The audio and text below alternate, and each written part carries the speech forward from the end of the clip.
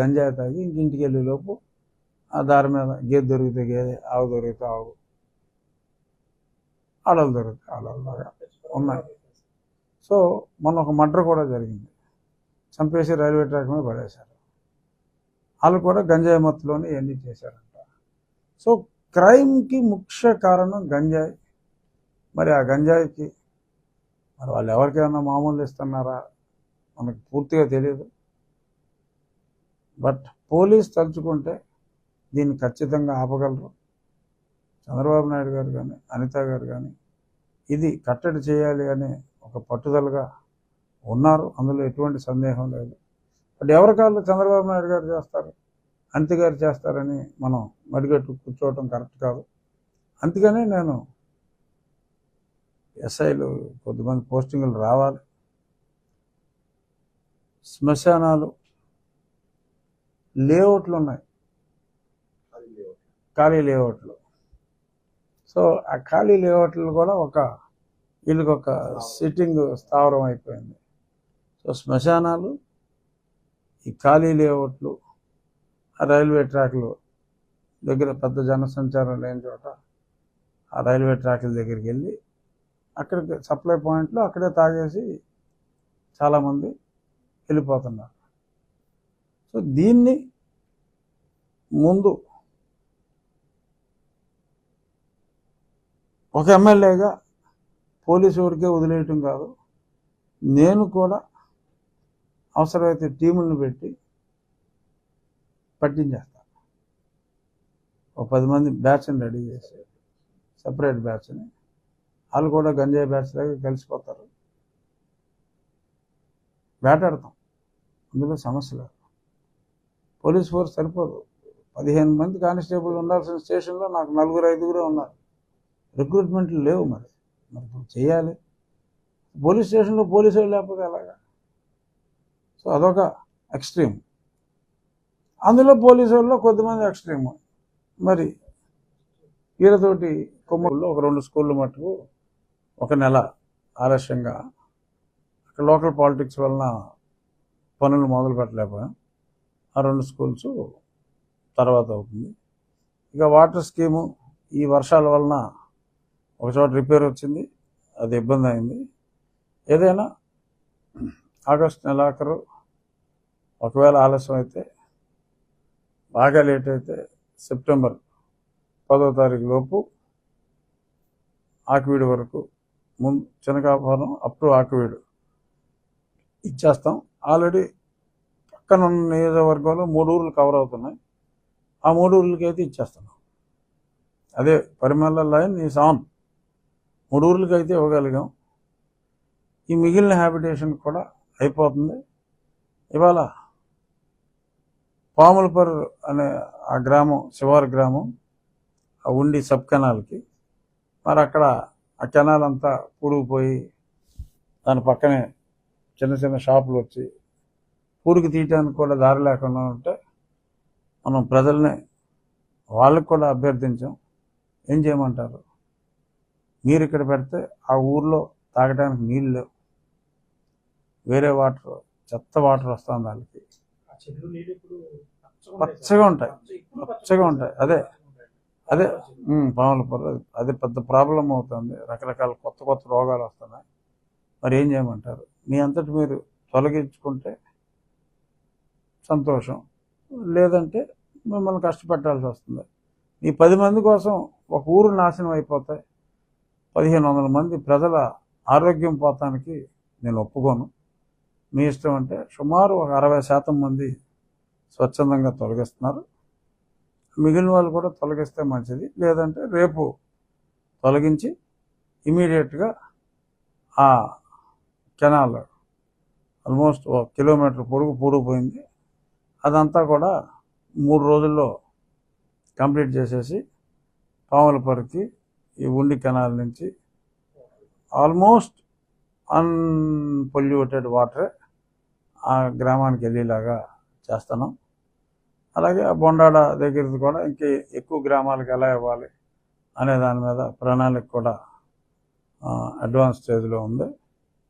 వెరసి water scheme అంతా కూడా అనుకున్న లైన్స్లోనే కొద్ది ఆలస్యంగా, అంటే ఈ వర్షాలకి పనులన్నీ ఆగిపోయి కొంచెం ఆలస్యంగా అయితే నడుస్తాను, కానీ దానికి కూడా ఇబ్బంది ఏమీ లేదు. సో ఈ ఉండి పార్క్ కంప్లీట్ అయిన స్ఫూర్తితో నెక్స్ట్ ఆ కొల్లేరు దగ్గర ఉంది కదా కాటన్ పార్క్, ఆ కాటన్ పార్కు, సో దాన్ని నెక్స్ట్ ఫేజ్లో, అంటే ఈ స్కూల్స్ ఈ పనులు అన్నీ అయిపోయిన తర్వాత ఒకేసారి అన్నీ నెత్తిన పెట్టుకుంటే కష్టం. నెక్స్ట్ ఫోకస్ ఇప్పుడు ఆకువీడు హాస్పిటల్ ఒకటి నేను 15 రోజుల్లో స్టార్ట్ చేయాలి, కొత్త బిల్డింగ్. అక్కడ కూడా మనం చాలా అమౌంట్ సొంతంగా ఖర్చు పెట్టి చేస్తున్నాం. ముందు చెత్త డంపింగ్ యార్డ్ ఆపేసాం. ఇప్పుడు అక్కడ ఉన్న డంప్ని నెక్స్ట్ 10 రోజుల్లో ఆ చెత్త అంతా తీసేయాలి. తీసి 15 ఏళ్ళ నుంచి అక్కడ ఉంది డంపింగ్ యార్డ్, హాస్పిటల్లో డంపింగ్ యార్డ్, అంతకంటే దారుణం లేదు. పక్కనే లేదు, ఒకటే కాంపౌండ్ వాళ్ళు, డంపింగ్ యార్డ్ గోడ, హాస్పిటల్ కూడా ఒకటే. హాస్పిటల్ ఒకటి కట్టుకున్నాడు, అది డంపింగ్ యార్డ్ గోడ అయింది. కొంత పొంగి ఇందులో కూడా పడుతుంది. ఇది కూడా పార్ట్లీ డంపింగ్ యార్డ్ అయిపోయింది హాస్పిటల్. వేయటం అయితే 15 రోజులు అయింది ఆపేసి. ఈ చెత్త కూడా రిమూవ్ చేసి వేరే దగ్గరికి చేసామన్నా. సో ఈ హాస్పిటల్ కంప్లీట్ అయ్యే టైంకి అందులో కూడా కొంత డివిజన్ అందులోకి షిఫ్ట్ చేస్తాం. ఇందులో కూడా కొన్ని ఎక్స్ట్రా ఫెసిలిటీస్ క్రియేట్ చేసేలాగా ఒక మంచి హాస్పిటల్ సెంటరు రాబోయే 15 రోజులు టార్గెట్ పెట్టాం. ఏదైనా ఆలస్యమైనా ఇంకో వారం రోజులు 10 రోజులు అంతకుమించి ఆలస్యం అవ్వదు. సెప్టెంబర్ నెలాఖరు నాటికి ఆకువీడు కొత్త బ్లాక్ ఏదైతే ఆల్మోస్ట్ ఇంతకుముందు కంప్లీట్ అయ్యి పక్కన పెట్టారు, అదంతా కూడా కంప్లీట్ చేస్తాం. తర్వాత కొన్ని మన పోలీస్ స్టేషన్లు కూడా చాలా హారబుల్గా ఉన్నాయి. ఉండిలో పోలీస్ స్టేషన్ వచ్చి 2 షట్టర్లో నడుస్తుంది, అంగన్వాడీ వాళ్ళు వాడుకునే షట్టర్లో. అక్కడ ఎన్ఆర్జీఎస్ నిధులతో కొన్ని బిల్డింగులు కట్టుకున్నాం మనం. ఒక ఆర్బీకే కేంద్రం అని కూడా కట్టారు. కొన్ని చోట్ల అవసరం ఉంది, కొన్ని చోట్ల అసలు యూటిలైజేషన్ 1-2 లక్షలు ఖర్చు పెట్టవలసిన ఆపేశారు. అంటే దాని అర్థం ఏంటి? అవసరం లేదని, అవసరం లేదు వదిలేశారు. అవన్నీ కంప్లీట్ చేసి కాళ్ళ, ఆకువీడు, ఉండి ఆల్టర్నేటివ్ ఆర్బీకే కేంద్రం కావచ్చు, వేరే కట్నీ కావచ్చు, ఆల్టర్నేటివ్ ఒక ప్రభుత్వ ఆఫీస్కి వెళ్తే ఆ ప్రెమిసెస్ చూస్తే సమస్య మీద వెళ్ళినోడికి ఒక నమ్మకం రావాలి. అంతేగాని ఆ పోలీస్ స్టేషన్లో కొన్ని ఎంఆర్ఓ ఆఫీసులు చూస్తే దరిద్రం. నిన్న పాలకోడేరు ఎంఆర్ఓ ఆఫీస్ మార్చాం, కూలిపోయే స్థితికి వెళ్ళింది. అందులో ఉండటానికే భయపడ్డారు. మరి 2 సచివాలయాలు ఉంటాయి, 2 అవసరం లేదు అక్కడ. ఒక సచివాలయంలో అందరూ సరిపోయారు. ఆ సచివాలయంలో అడ్జస్ట్ చేసి ఒక సచివాలయం బిల్డింగ్ని మనం ఎంఆర్ఓ ఆఫీస్గా మార్చడం జరిగింది. నిన్న కలెక్టర్ గారి చేతుల మీదుగా అది అయింది. సో అలా ఆల్రెడీ కంప్లీషన్ పెండింగ్ ఉన్నదాన్ని కంప్లీట్ చేయించి, ఎక్కడ ప్రభుత్వ స్కూళ్ళతో పాటు ప్రభుత్వ ఆఫీసులన్నీ కూడా ఒక చక్కటి వాతావరణం ఉండేలాగా, ఒక మంచి వర్కింగ్ ఎన్విరాన్మెంట్. ముందు ఆ వాతావరణం చూస్తే ఓహో ఇక్కడికి వస్తే మనకు పని అవుతుందిరా అని ఒక ఫీల్ రావాలి ఆ వచ్చినప్పుడు కూడా. అందులోనే ఇప్పుడు ప్రతి సోమవారం ఈ ఎంఆర్ఓ ఆఫీసుల్లో కూడా అన్నీ తీసుకోమంటున్నారు. సో అక్కడికి వచ్చేవాడికి కనీసం కూర్చుని వాతావరణం ఉండాలి. సో అవన్నీ కూడా చక్కగా క్రియేట్ చేయడం జరుగుతుంది.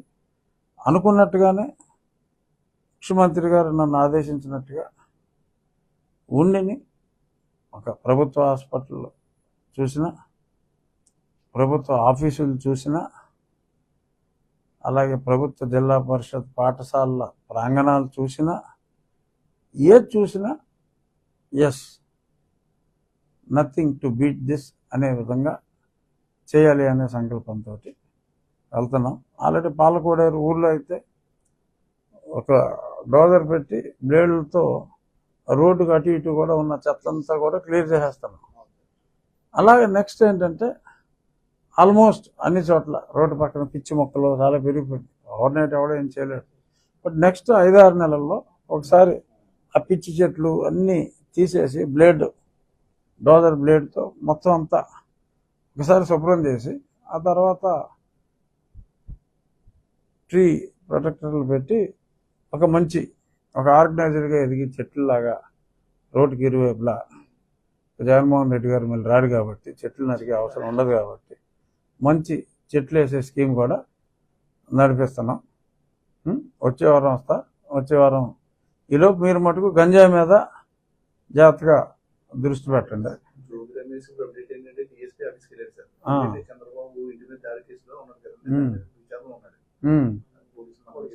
ఇప్పుడా చూద్దాం ఏం చేస్తారు పోలీసులు. సరే అయితే